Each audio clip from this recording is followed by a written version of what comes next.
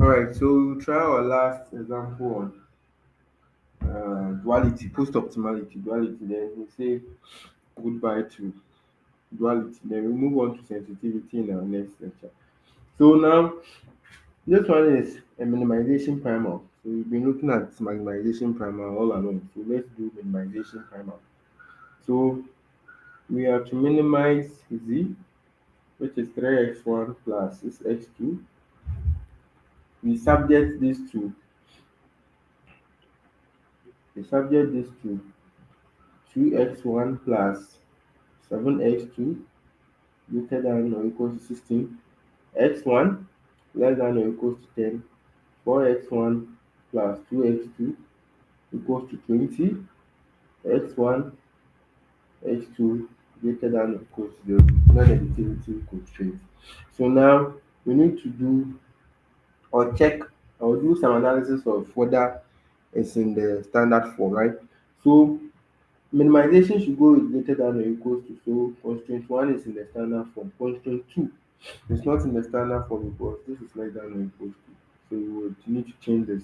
This one equals to in the third constraint. We know what to do. Yes. So, so let's quickly write the correct model. Let's transform the model word. So the model actually will be minimize. So still the primal minimize z 3x1 plus 6x2. Then we subject to 2x1 plus 7x2 greater than or equal to 16. The first constraint is in the standard minimization condition, greater than or equal to. So it is the second one that we will change. So you multiply this with negative 1. Negative 1. So if you do that, you get negative x1, then to change to greater than or equal to minus 10. Then lastly, 4x1 plus 2x2 equals 20. Equals 20. Then x1, x2 greater than or equal to 20. So in examination, this is how the problem will come. So the problem will come in this manner. Then you have to write the correct model like this before you give you the mark because this one was not in the right minimization condition. So you need to change it to this. Alright.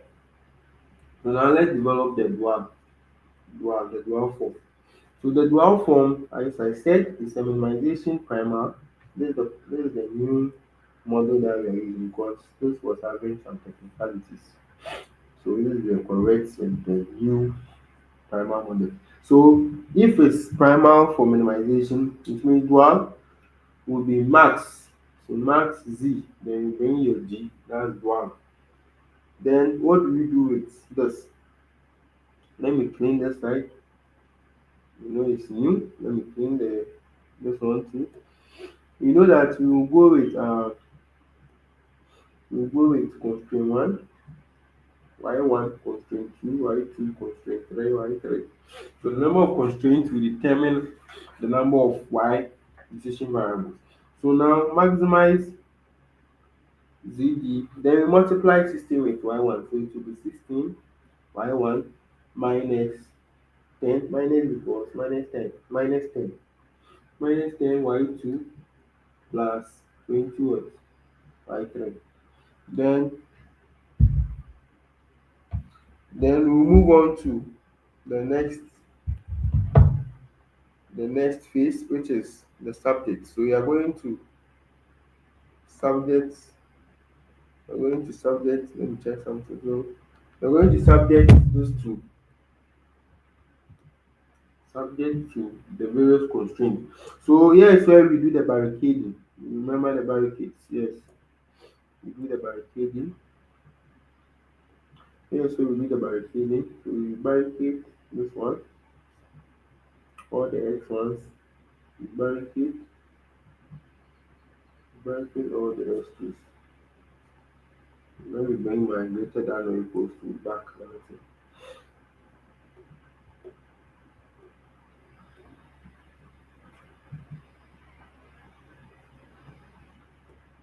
Come in.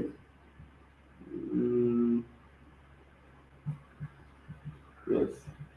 So barricading, barricading. do the barricading like that.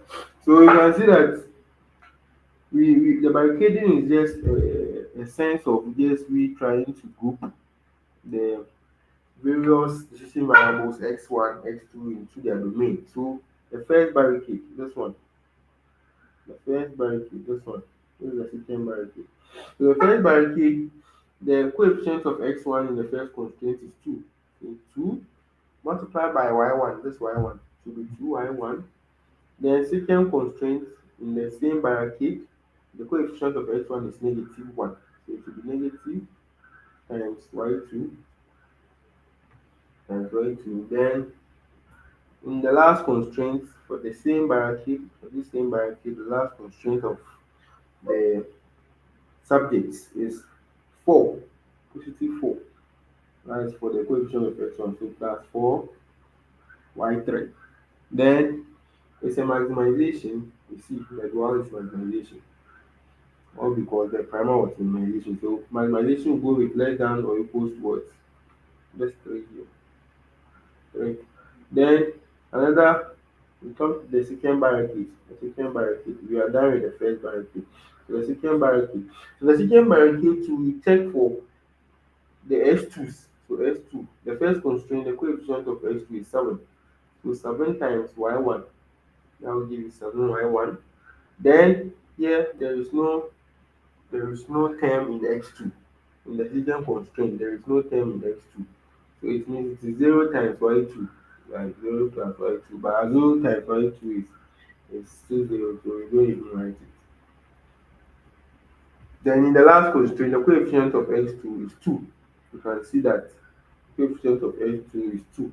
So it will be plus 2 because it's in the last, this one, constraint. You multiply it with y3, 2y3. Then what happens?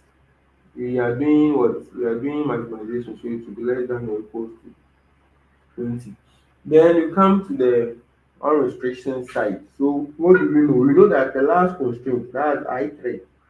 The last constraint, that's constraint 3. Constraint 3 is I3, is equals to, you can see that in the primer, it's equals to in the primer. So in the dual, it will be Y3, it will be unrestricted, yes. So it will be Y3, it's unrestricted, simply because Y3 is unrestricted because constraint 3, that is I equals 3. The last constraint, this one, the constraint 3 contains equals to. That's how Y3 is unrestricted. Then the rest, Y2, Y1 will be greater than or equal to 0. So that is the solution for this problem. You can see it here. You can see it here.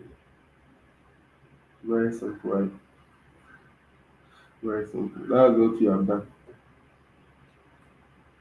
That's what you have done.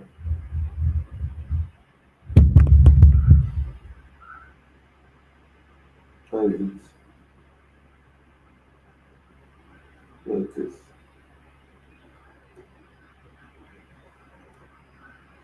Where is it?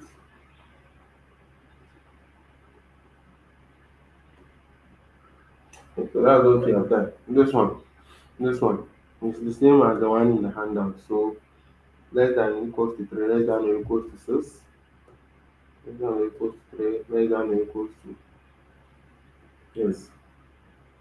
So less than or equals to 6. This one is 6. Yes, 6. So because I said when you are doing with the constraints in the dual, we use the objective function in the primer. The coefficient of objective function in the primer. So here is no changes, right? That's 6. Yes. My brain set me right. So now we are done with the duality. Thank you. Done with the duality. Thank you very much. So we shall meet again on sensitivities, sensitivity analysis. That's where we change the BIs, the resources, and the CGs.